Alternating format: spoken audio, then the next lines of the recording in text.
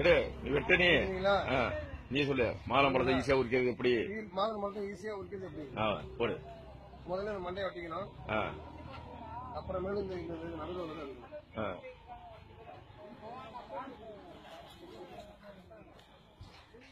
விட்டு அப்படியே வளர்ச்சி எடுங்க. மாதம்பழத்தை மட்டும் என்ன எடுக்கணும்? நீங்க கலவிடாது, நான் வச்சுக்கிறேன்.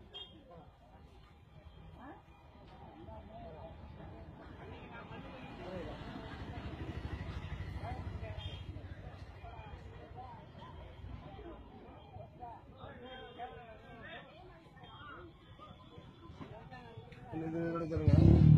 எடுத்துருங்களா? அப்படியா?